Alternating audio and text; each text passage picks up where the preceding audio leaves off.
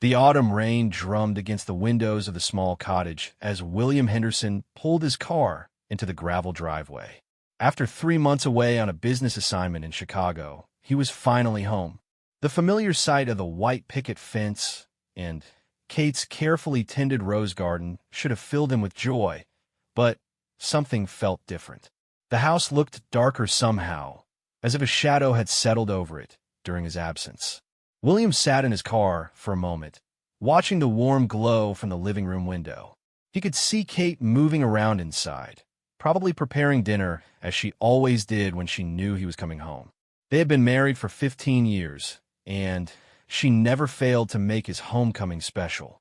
Tonight should have been no different, yet an unexplainable unease settled in his chest. He grabbed his suitcase from the trunk and walked up the familiar stone path. The key turned easily in the lock, and he pushed open the front door. The house smelled of Kate's cooking, something with garlic and herbs that made his stomach growl with hunger. But there was something else in the air, something he couldn't quite identify. "Kate, I'm home," he called out, setting his suitcase down in the hallway. The silence that followed was unusual. Normally, Kate would have rushed to greet him, throwing her arms around his neck and covering his face with kisses. Instead, he heard her voice from the kitchen, strained and distant. "William, you're early. I'll be right there." He frowned, loosening his tie as he walked toward the kitchen. Kate stood with her back to him at the stove, her shoulders tense. Her dark hair was pulled back in a messy bun, and she wore the old blue apron he had bought her for their anniversary years ago. When she finally turned around, William's breath caught in his throat. Kate's eyes were red and swollen, as if she had been crying. Dark circles shadowed her usually bright green eyes, and her face was pale and drawn. She had lost weight during his absence, her cheeks hollow where they had once been full and rosy. But it was the expression in her eyes that truly alarmed him, a mixture of fear, sadness, and something that looked almost like guilt. "Kate, what's wrong?" William crossed the kitchen in 3 quick strides, reaching out to take her hands. They were trembling, and her skin felt cold despite the warmth from the stove. "You look like you haven't slept in weeks." She pulled her hands away gently, turning back to the stove. "I'm fine, William. Just tired. How was your flight?" The deflection was so unlike her that William felt a chill run down his spine. Kate had never been one to hide her feelings or avoid difficult conversations. In 15 years of marriage, they had always been able to talk about anything. Her evasiveness now set off every alarm bell in his head. "Kate, please look at me." His voice was gentle but firm. "Something is obviously wrong. What happened while I was away?" For a moment, she stood perfectly still, her hand gripping the wooden spoon so tightly that her knuckles turned white. Then, slowly, she turned around again. Tears were streaming down her face, and her lower lip trembled as she tried to speak. "William, there's something I need to tell you. But not yet. Please, just let me finish dinner first. We need to eat, and then we can talk." The way she said it, with such desperate sadness, made William's heart race. 1,000 terrible possibilities flashed through his mind. Was she sick? Had something happened to her family? To his family? Was she leaving him?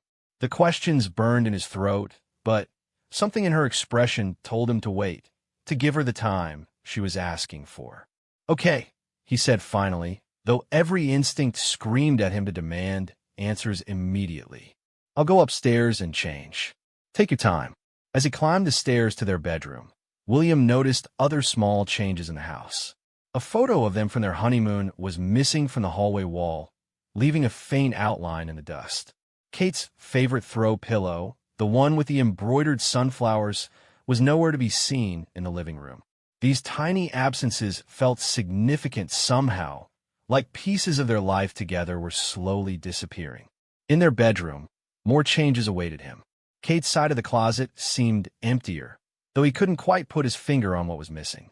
The jewelry box on her dresser sat open, and he noticed that her grandmother's pearl necklace was gone. She never went anywhere without that necklace. She had worn it on their wedding day and to every important event since. William changed into comfortable clothes, his mind racing. Whatever Kate needed to tell him was serious enough to make her physically ill with worry. The woman downstairs was a shadow of the vibrant, confident wife he had kissed goodbye 3 months ago. Something had fundamentally changed, and the not knowing was eating at him like acid. When he returned to the kitchen, Kate had set the table with their good china, the set they usually reserved for special occasions. The irony wasn't lost on him. She was treating this like a celebration while looking like she was preparing for a funeral. She had prepared all of his favorites: roast chicken with rosemary, mashed potatoes with real butter, and green beans from her garden. Under normal circumstances, he would have been touched by the effort. Tonight, it felt ominous. They ate in near silence, the only sounds being the clink of silverware against china and the continued patter of rain against the windows. Kate pushed her food around on her plate without eating much, while William found that despite his hunger, every bite tasted like cardboard. The tension between them was so thick, it seemed to have a physical presence at the table. Finally, Kate set down her fork and looked directly at him. Her green eyes were bright with unshed tears, and her hands shook as she folded them in her lap. "William, do you remember the doctor's appointment I mentioned before you left for Chicago? The one I kept putting off?" He nodded, remembering how he had gently nagged her to schedule it. Kate had been experiencing some minor health issues, fatigue, headaches, occasional nausea, but she had insisted it was just stress from his upcoming departure. "I finally went to see Dr. Morrison while you were away." Her voice was barely above a whisper now. "There were some tests, and then more tests, and then they sent me to a specialist in the city." William's blood turned to ice. The way she was building up to this, the careful progression of her words, could only mean one thing: cancer. The word hung in the air between them, even though she hadn't said it yet. "Kate," he started, but she held up a hand to stop him. "Let me finish, please. I need to get through this." She took a shaky breath. "The test showed that I have something called primary sclerosing cholangitis. It's a rare disease that affects the bile ducts in the liver. Dr. Morrison explained it to me several times, but basically my liver is slowly failing." The words hit William like a physical blow. He gripped the edge of the table so hard that his fingers went numb. "What does that mean? Is it treatable? Can they fix it?" Kate's tears were flowing freely now, but her voice remained steady. "There's no cure, William. The disease progresses differently for everyone, but eventually—" She paused, gathering strength. "Eventually, I'll need a liver transplant. And even then, there's no guarantee." William pushed back from the table so abruptly that his chair toppled over. He couldn't breathe, couldn't think. The woman he loved more than life itself was telling him she was dying, and there was nothing he could do about it. The unfairness of it, the cruel randomness, made him want to scream. "How long?" he managed to ask, his voice cracked and raw. Dr. Morrison said it could be months or years. "The disease is unpredictable. Some people live for decades with it, others—" She didn't finish the sentence. William crossed to her side of the table and pulled her into his arms. She collapsed against his chest, her body racked with sobs that she had clearly been holding back for weeks. He held her tight, breathing in the familiar scent of her shampoo, trying to memorize everything about this moment, because suddenly every moment felt precious and finite. "Why didn't you tell me sooner?" he whispered into her hair. "I would have come home immediately. You shouldn't have gone through this alone." "I couldn't tell you over the phone," she sobbed. "And I needed time to process it myself. I kept hoping the doctors were wrong, that there had been some mistake. I spent weeks getting second opinions, third opinions, but they all said the same thing." They stood there in their kitchen, holding each other as their world crumbled around them. William's mind was already racing ahead to doctor's appointments and treatment options, to researching the disease and finding the best specialists. He would move heaven and earth to save her. He would quit his job, sell the house, spend every penny they had, and more. There had to be something they could do. But even as these thoughts raced through his mind, he could feel Kate's frail body in his arms, could see the evidence of the disease that was already stealing her away from him. The weight loss, the fatigue, the pain she had been hiding behind brave smiles during their video calls while he was in Chicago. How had he not seen it before? "I'm scared, William," she whispered against his chest. "I'm so scared." "I know, sweetheart. I know. But we're going to fight this together, okay? We're going to find the best doctors, explore every treatment option. We're not giving up." Kate pulled back to look at him, her face streaked with tears but filled with a love so profound it took his breath away. "That's not what I'm scared of," she said softly. "I'm scared of leaving you alone. I'm scared of not growing old with you, of not seeing our future grandchildren, of missing all the little moments we thought we'd have forever." The simple honesty of her words broke something inside William. This was really happening. The woman he had planned to spend the rest of his life with might not have much life left to give. All their dreams, their plans for retirement, their hopes of traveling the world together, everything was suddenly uncertain.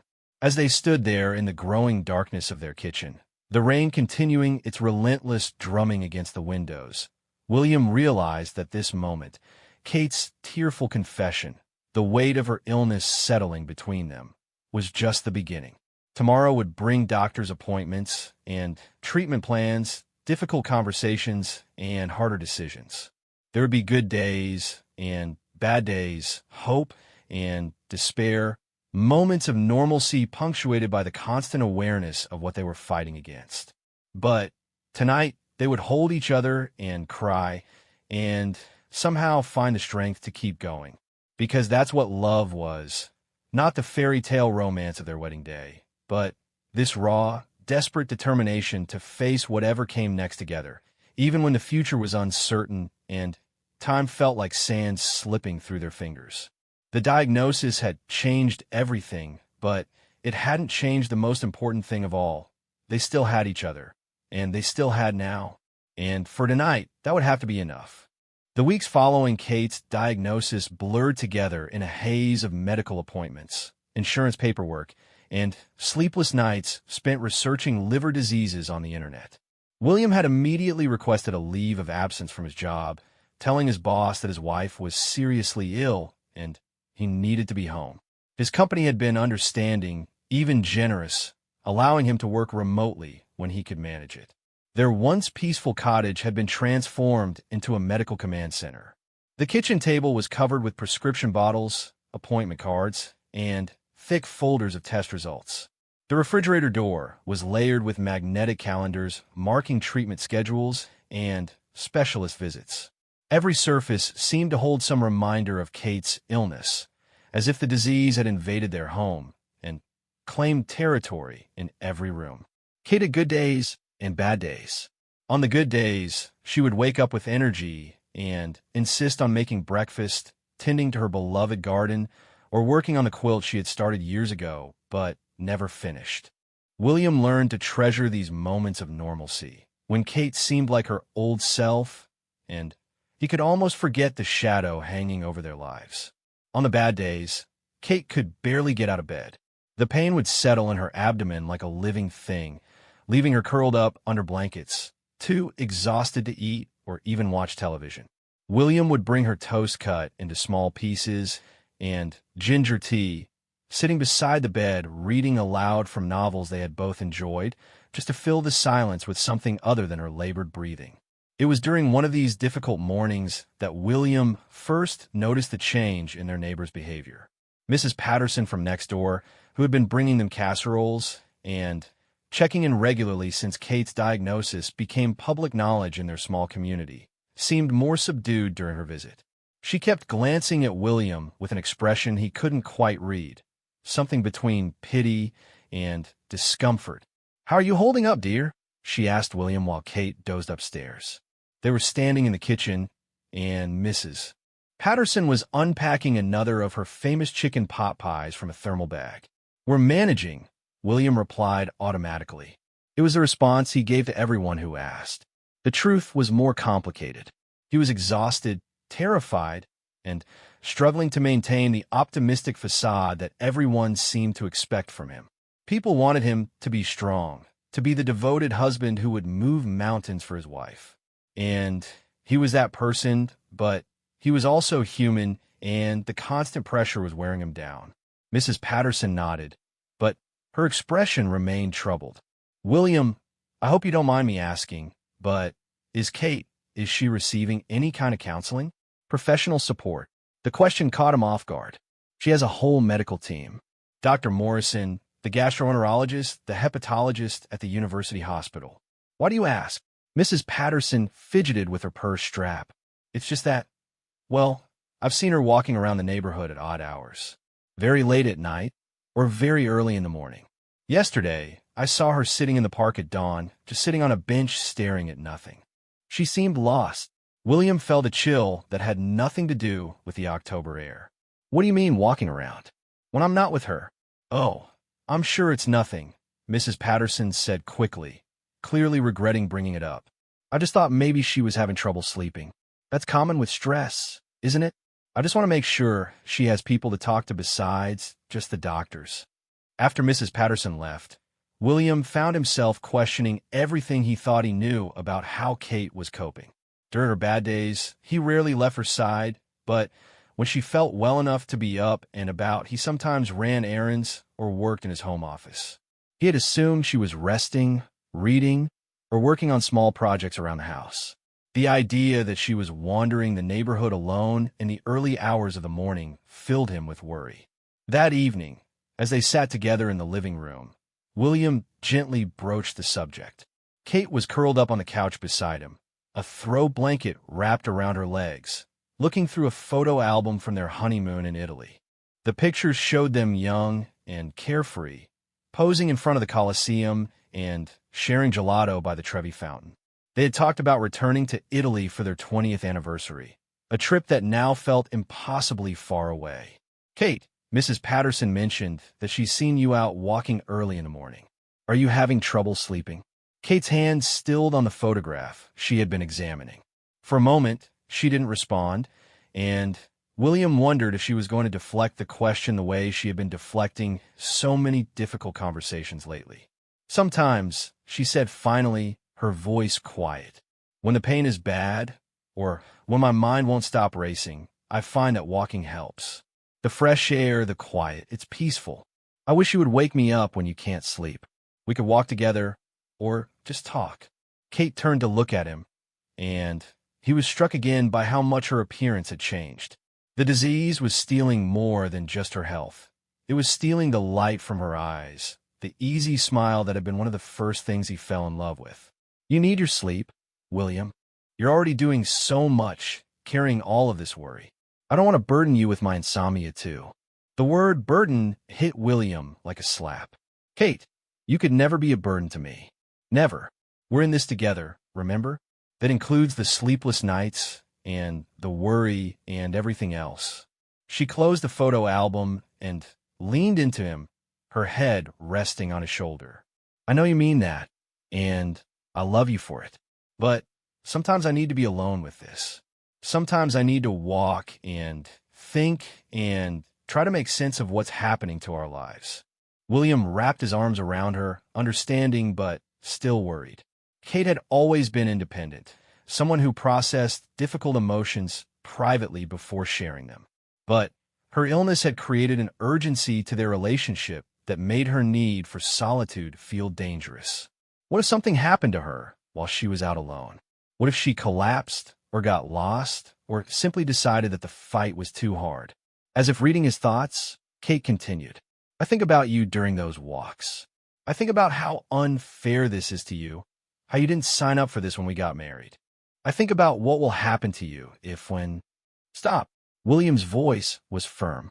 Don't finish that sentence. And don't you dare think that this is unfair to me. I signed up for in sickness and in health, remember? I signed up for all of it. But did you really? Kate's voice was barely a whisper. Did either of us really understand what that meant when we said those words? We were 25 years old, William. We thought we were invincible. We never imagined this. She was right, of course. At 25, standing at the altar in Kate's childhood church, they had recited traditional vows without truly contemplating their weight. Sickness meant the flu, maybe a broken bone. Health meant everything else. They had never imagined degenerative disease, medical bills, or the way chronic illness could transform not just the patient, but everyone around them. But understanding that their younger self had been naive didn't change how William felt now. If anything, it made his love for Kate feel more real, more earned. This wasn't the easy love of their honeymoon period. This was love tested by the worst circumstances life could throw at them. Over the following days, William made an effort to pay closer attention to Kate's patterns and moods. He noticed that she did indeed seem restless at night, often getting up to make tea or read in the kitchen when she thought he was asleep. He noticed the way she sometimes stared out the window with an expression of profound sadness, as if she was already saying goodbye to the world outside. Most concerning was the way she had begun organizing their personal belongings. It started small. She cleaned out her closet, donating clothes she said she no longer wore. Then she organized their financial documents, creating clearly labeled files and writing detailed notes about account numbers and passwords. When William found her going through their wedding gifts, carefully wrapping items in tissue paper and labeling boxes, he realized what she was doing. "Kate," he said gently, finding her in their guest room, surrounded by carefully packed boxes. "What's all this?" She looked up from the china teacup she was wrapping, her face flushed with exertion. "I'm organizing, making sure everything is in order. I want to know where things are, and I want you to know too." The implication was clear, and it broke his heart. Kate was preparing for the possibility that she might not be around to tell him where things were stored or what certain items meant to her. She was trying to make her eventual absence easier for him to manage, and the kindness of it made him want to weep. "You don't need to do this right now," he said, sitting down on the floor beside her. "We have time, do we?" Kate's question hung in the air between them. The doctors keep saying the disease is unpredictable. What if we don't have as much time as we think? What if I get sicker faster than they expect? I need to know that you'll be okay, that you'll be able to find things and understand what everything means. William picked up one of the items she had already wrapped, a small ceramic bird that had belonged to her grandmother. Kate had treasured it for years, keeping it on the windowsill in their kitchen where it caught the morning light. "Tell me about this one," he said. "Tell me why it's important to you." Kate's eyes filled with tears, but she smiled as she took the bird from his hands. "Gran gave this to me when I was 8 years old. I had been sick with pneumonia, and I was so scared. She told me that this little bird was magic, that as long as I had it, I would always find my way home no matter where life took me. When we bought this house, it was the first thing I unpacked." William listened as Kate told him the story behind each item she had wrapped. The silver frame that held their engagement photo, a gift from his sister. The hand-knitted throw that Kate's mother had made for their first apartment. The small leather journal where Kate had been writing down family recipes and household tips. Each item came with a memory, a story that connected their present life to their shared past. As Kate talked, William realized that this wasn't just about organizing their belongings. This was Kate's way of ensuring that their memories would survive, that the life they had built together wouldn't disappear with her. "I want to help," he said when she finished. "Not because I think we need to rush, but because I want to hear all these stories. I want to understand what everything means to you." They spent the next several hours going through boxes together, with Kate sharing memories and William asking questions. It was painful and beautiful at the same time, a way of honoring their life together while acknowledging the possibility that it might be shorter than they had planned. As the sun began to set outside the guest room window, Kate leaned against William's shoulder, exhausted but seeming more peaceful than she had in weeks. "Thank you," she whispered, "for listening, for helping, for not trying to pretend this isn't happening." William kissed the top of her head, breathing in the familiar scent of her shampoo. "Thank you for sharing all of this with me. I want to remember everything, Kate. Every story, every memory. I want to carry all of it with me, no matter what happens." That night, Kate slept more soundly than she had in weeks, and William lay awake beside her, thinking about the small ceramic bird and all the other treasures that filled their home. Each one was a piece of their story, a tangible reminder of a love they had shared and the life they had built together. Whatever the future held, those memories would endure, and that thought gave him a kind of peace he hadn't felt since the night Kate first told him about her diagnosis. Winter arrived early that year, bringing with it a cold snap that seemed to settle deep into Kate's bones. The shorter days and longer nights made her fatigue more pronounced, and William found himself constantly adjusting the thermostat, adding extra blankets to their bed, and brewing endless cups of hot tea in an attempt to keep her comfortable. It was during one of these cold December mornings that Dr. Morrison called with news that would change everything. William had been in the kitchen making Kate's breakfast when the phone rang. The doctor's voice was measured and professional, but William could hear the underlying excitement.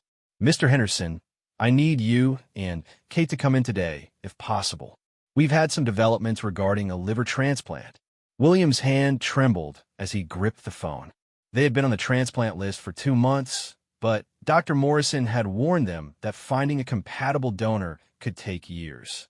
Kate's blood type was relatively rare, and her condition, while serious, wasn't yet critical enough to move her to the top of the list. "What kind of developments?" William asked, his voice barely steady. "A potential donor has become available. The preliminary compatibility tests look promising, but we need to run more comprehensive testing immediately. How quickly can you get here?" William looked toward the stairs, where Kate was still sleeping. She had been having a particularly difficult week, spending most of her time in bed and eating very little. The thought that this call might represent hope, real hope, made him feel dizzy with possibility. "We'll be there within the hour," he said. Waking Kate with the news was one of the most emotionally charged moments of William's life. She had been so pale and still in their bed, her breathing shallow but peaceful. When he gently shook her shoulder and told her about the call, she looked at him with such a mixture of hope and terror that he had to sit down on the edge of the bed to steady himself. "A donor," she whispered, as if saying it too loudly might make the opportunity disappear. "Dr. Morrison says it's just preliminary testing, but the initial compatibility looks good.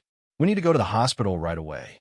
Kate sat up slowly, wincing as the movement sent pain through her abdomen. The yellow tinge to her skin had become more pronounced in recent weeks, a sign that her liver function was continuing to decline. But as the news sank in, William saw a spark of something in her eyes that he hadn't seen in months: hope. The drive to the hospital felt both endless and far too short. William's mind raced with questions and possibilities while Kate sat quietly beside him, staring out the window at the winter landscape. They had talked about this moment many times, usually late at night when Kate couldn't sleep and her fears kept both of them awake. A transplant represented both salvation and terror, the chance to save her life, but also a major surgery that carried its own risks. Dr. Morrison met them in his office, his expression carefully neutral in a way that William had learned meant serious news. The doctor was a kind man in his 50s who had been incredibly patient with their endless questions and concerns over the past few months. "Before we discuss the details," Dr. Morrison began, "I want you both to understand that this is still very preliminary. We have a potential donor, and the initial blood typing and tissue compatibility tests are encouraging, but there are many more tests to run before we can determine if this is truly viable." Kate reached for William's hand, her fingers cold despite the warm office. "Tell us about the donor," she said quietly. Dr. Morrison consulted his notes. "The donor is a 28-year-old woman who suffered a traumatic brain injury in a car accident 3 days ago. She's been on life support, and her family made the decision yesterday to donate her organs. According to her driver's license, she had registered as an organ donor." The reality of what Kate's potential salvation meant hit William like a physical blow. Somewhere in this very hospital, a family was saying goodbye to their daughter, wife, or sister. Their unimaginable tragedy might become Kate's miracle, and the weight of that irony made him feel simultaneously grateful and sick with guilt. Kate must have been thinking the same thing, because tears began streaming down her face. "Her family," she whispered. "They're losing their daughter." "I know this is difficult," Dr. Morrison said gently. "It's natural to feel conflicted about receiving such a gift from someone else's tragedy. But I want you to know that this woman specifically chose to be an organ donor. In her death, she has the potential to save multiple lives. There's honor in that choice, and honor in accepting what she chose to give." The next several hours passed in a blur of medical tests and consultations. Kate underwent blood draws, imaging studies, and consultations with the surgical team. William found himself in waiting rooms, filling out paperwork, and making phone calls to Kate's family to let them know what was happening. Kate's sister Emma drove up from Portland, arriving at the hospital with red eyes and a fierce determination to support them through whatever came next. Their parents had passed away years earlier, leaving Emma as Kate's closest family member besides William. The two sisters had always been close, and Emma's presence brought Kate a comfort that William couldn't provide alone. "Any word yet?" Emma asked as she found William in the surgical waiting area. It was nearly evening, and Kate was still undergoing tests with the transplant team. "They're being thorough," William said, exhaustion making his voice hoarse. Dr. Morrison said it could be several more hours before they have all the results. Emma sat down beside him, her designer coat and high heels looking out of place in the sterile hospital environment. She was a successful lawyer, always put together and in control, but today she looked as lost and scared as William felt. "She's going to be okay," Emma said, though it sounded like she was trying to convince herself as much as William. "Kate is the strongest person I know. If anyone can get through this, she can." William wanted to believe that, but the past few months had shown him just how fragile strength could be. Kate had been fighting this disease with everything she had, but he could see how much the battle was costing her. Some days, he wondered if she was holding on more for his sake than for her own. "Emma," William said carefully, "has Kate talked to you about what she wants if things don't go well?" Emma's face crumpled slightly before she composed herself. "We've talked. She's scared, William. Not of dying exactly, but of leaving you alone. She worries about you more than she worries about herself." This didn't surprise William, but hearing it confirmed made his chest tight with emotion. Even facing her own mortality, Kate was thinking about others. It was so typically her that he had to blink back tears. "She made me promise to look after you," Emma continued. "If something happens to her, I'm supposed to make sure you don't disappear into grief. She wants you to keep living, to find happiness again eventually." The conversation was interrupted by Dr. Morrison's arrival. The doctor looked tired, but cautiously optimistic as he approached them. "The compatibility testing is complete," he said without preamble. "Kate is an excellent match for this donor. Her tissue typing, blood compatibility, and organ size are all within optimal ranges. If we proceed, I would expect a very good outcome." William felt his knees go weak with relief. "If we proceed? Is there a question about that?" "There are always risks with any major surgery," Dr. Morrison explained.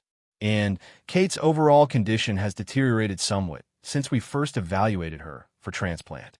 But the surgical team believes she's strong enough for the procedure, and frankly, her liver function is declining to the point where we need to act soon regardless." "When would this happen?" Emma asked. "The donor is still on life support, and we're coordinating with the other transplant teams for her other organs. If Kate consents to the surgery, we would likely proceed sometime tomorrow morning." Tomorrow morning. William's mind reeled at how quickly everything was moving. This morning, he had been making Kate breakfast and worrying about her increasing weakness. Now, they were potentially hours away from surgery that could save her life. "Can we see her?" William asked. "Can we talk to Kate about this?" Dr. Morrison nodded. "She's resting in one of the pre-surgical rooms. The anesthesiologist and surgical coordinator still need to meet with both of you to go over the procedure and risks, but that can wait until you've had time to process this news." William and Emma found Kate propped up in a hospital bed, looking small and vulnerable in a hospital gown. Her face was pale, but alert, and she managed a weak smile when they entered the room. "Well," she asked simply. "You're a match," William said, sitting down on the edge of the bed and taking her hand.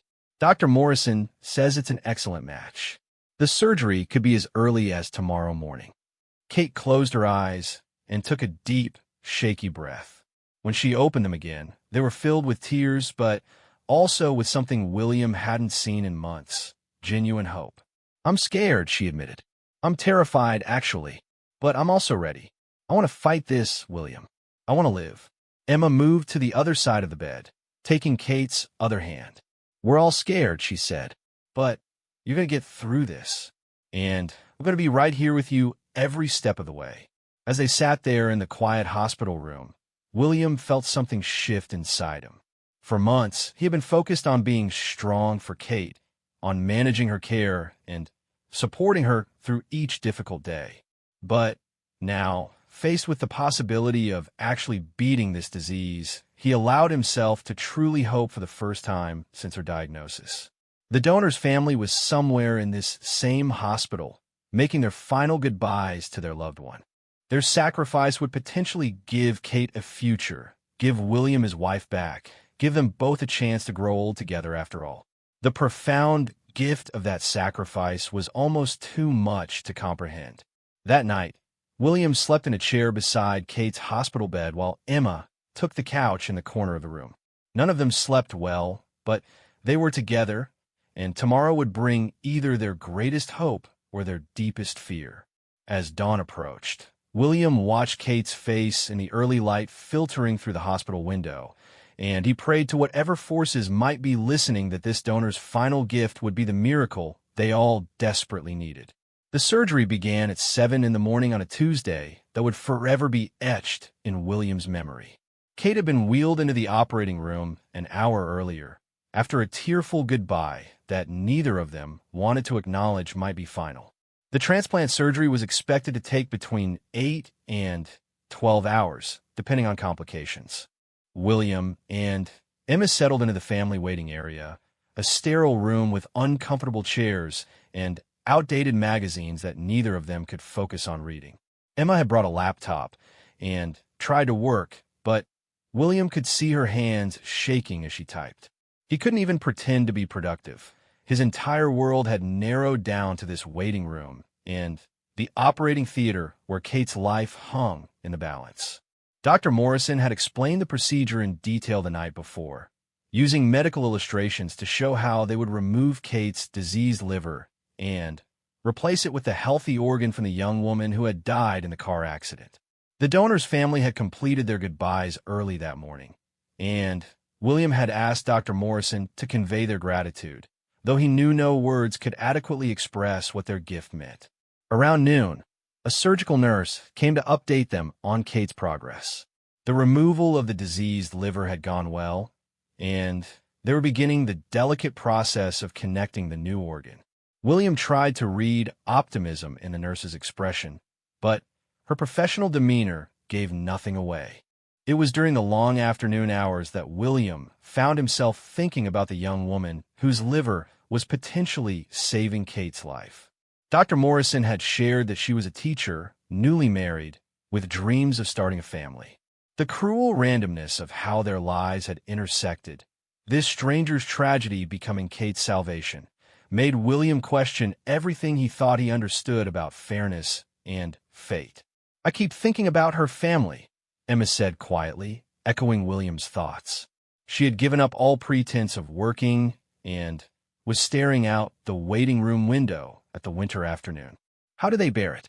Losing someone so young, but finding comfort in knowing her death might save others. William didn't have an answer. He had been asking himself the same questions all day.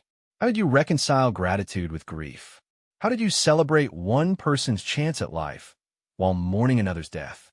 The complexity of organ donation was something he had never fully considered until now, when his wife's survival depended on it.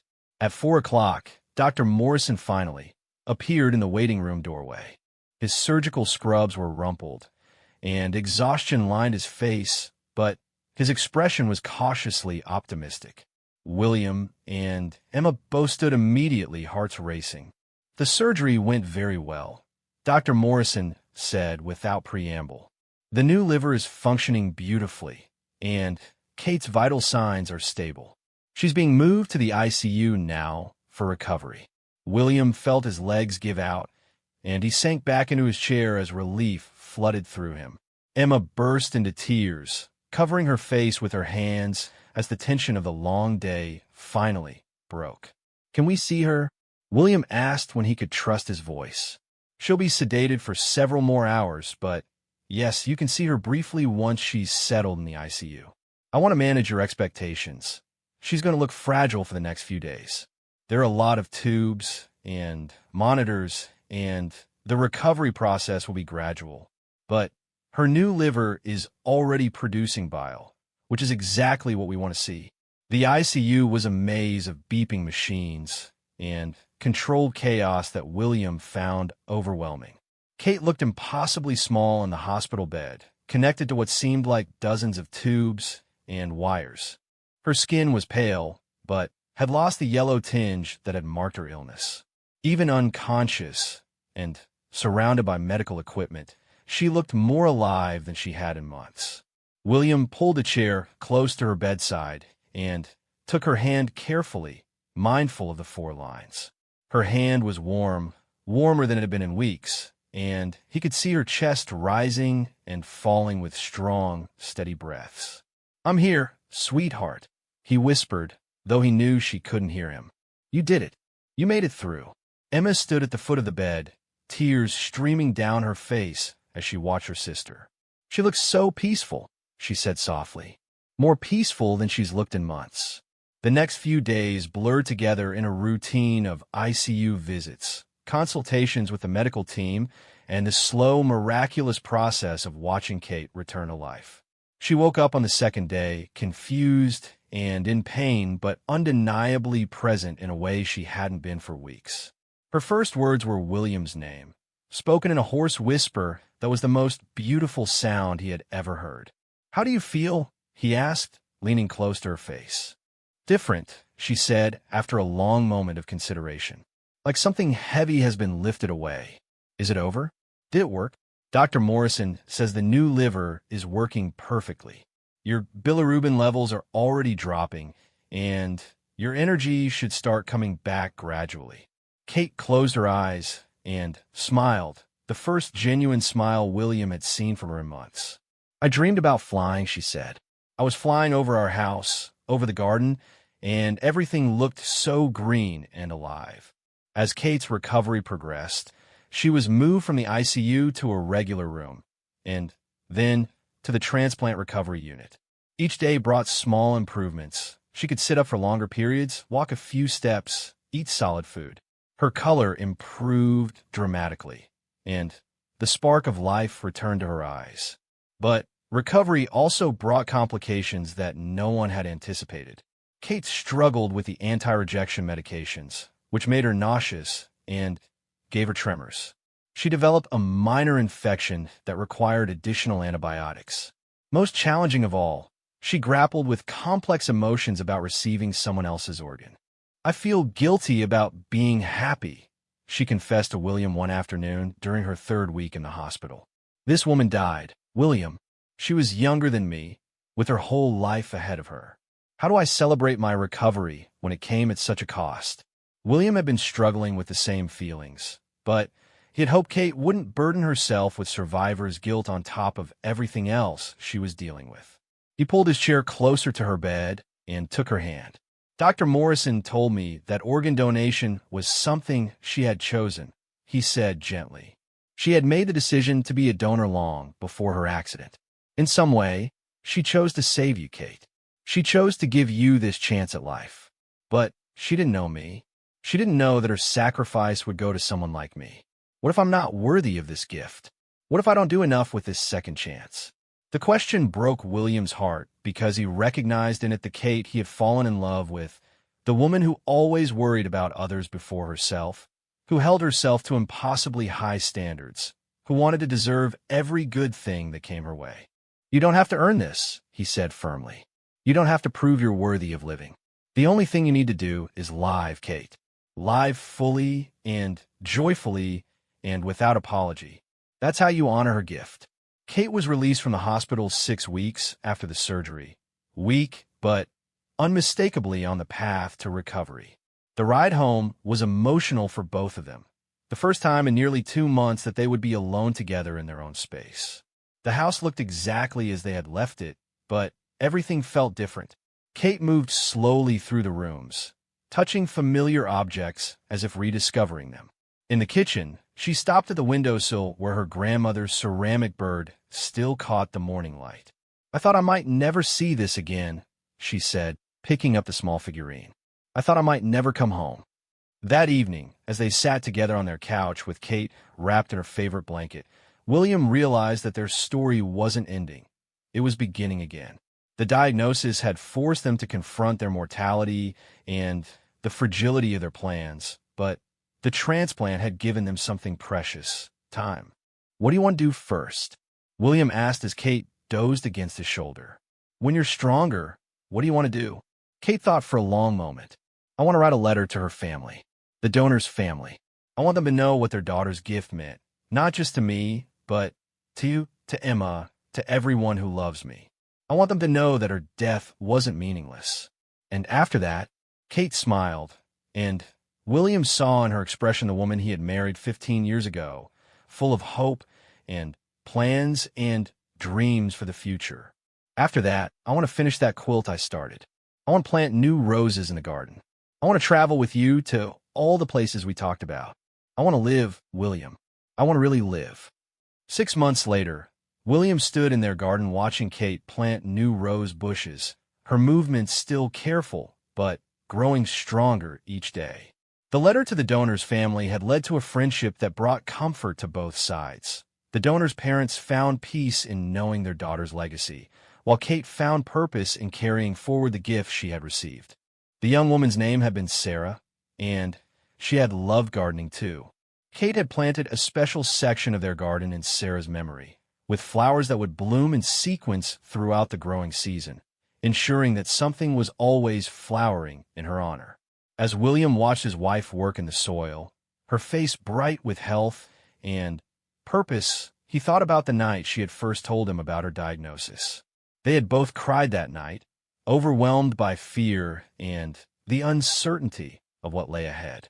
Now, watching her laugh as she explained her planting plans, he felt tears again, but this time they were tears of gratitude.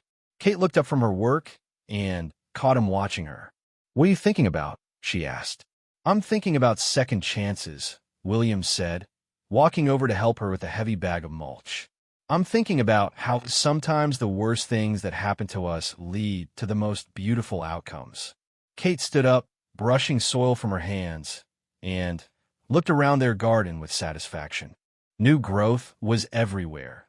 Tender green shoots pushing up from the earth, buds swelling on the fruit trees, the promise of summer abundance in every corner of their carefully tended space.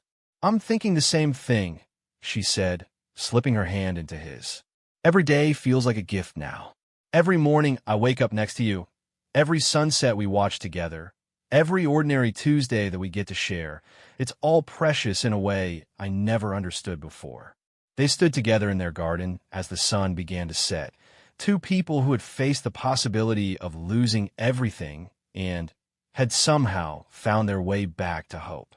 Kate's transplant had saved her life, but it had also transformed both of them, teaching them to treasure the time they had been given and to live each day with intentional gratitude. The scar from Kate's surgery would always be there, a reminder of how close they had come to losing each other. But it was also a symbol of resilience, of the miraculous gift of a stranger, and of love's ability to endure even the darkest seasons. As they walked back to their house together, William knew that whatever challenges lay ahead, they would face them as they had faced this one, together, with hope and with a deep appreciation for the extraordinary gift of ordinary days.